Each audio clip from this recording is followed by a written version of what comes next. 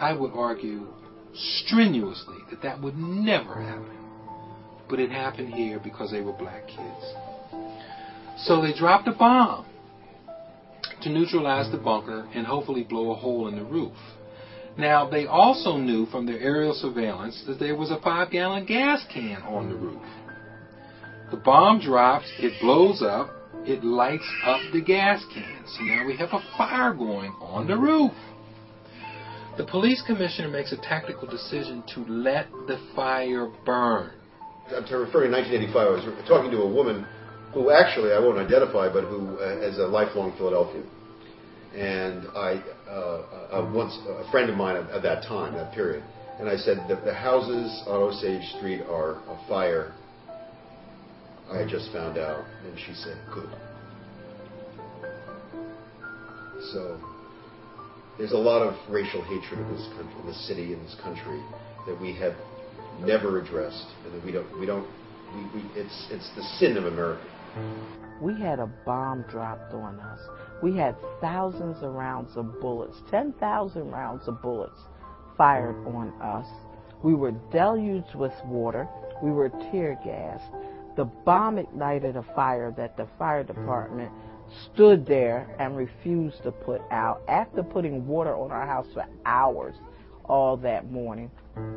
And all of that, and we're violent. Could you tell us anything more than we already know about the number of casualties, the number of people who are still at large with guns? What is the latest status on this? We don't have any indication that anyone lost their life.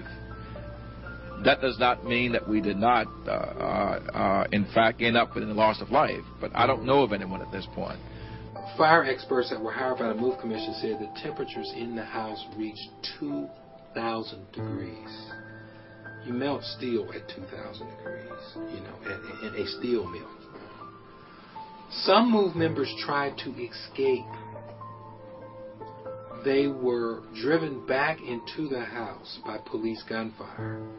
So maybe that's what the silenced sniper rifles, sniper rifles with silencers on them, were for.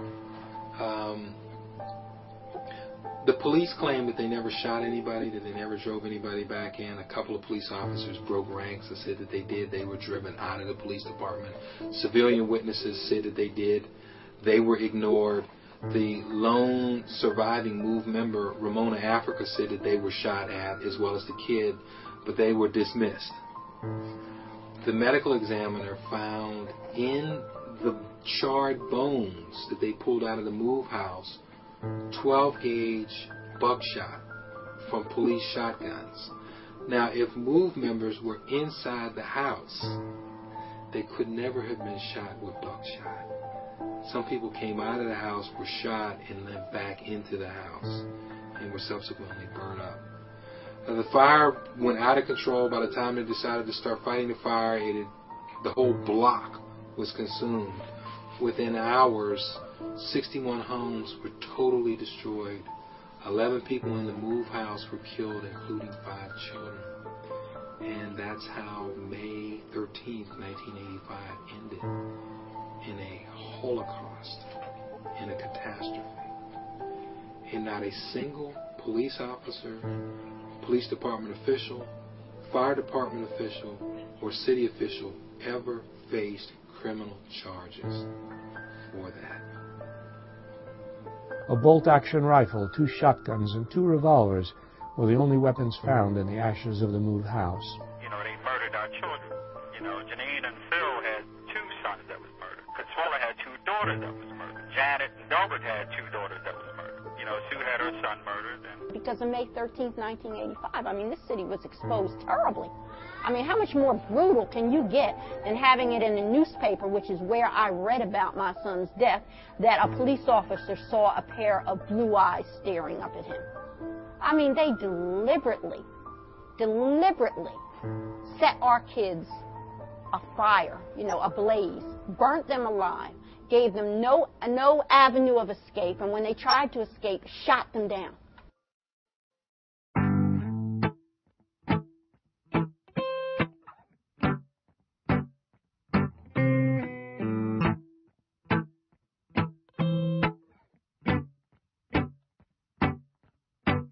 Some pick a fight and call it bravery. I call it easily provoked. They'll never conquer one that keep it cool. Feel the pressure, but I still don't choke. But when we fight fire with fire, what your gets a pile of ash, and the heat crack the cornerstone. Hey, but when we fight fire with water, what your get a great big splash, and the heat disappears and small. Yeah. After the bombing, Ramona Africa was sentenced to 7 years with conspiracy to riot. At Ramona's trial, Lieutenant Frank Powell, who dropped the bomb, and Officer William Klein, who assembled it, pleaded a fifth.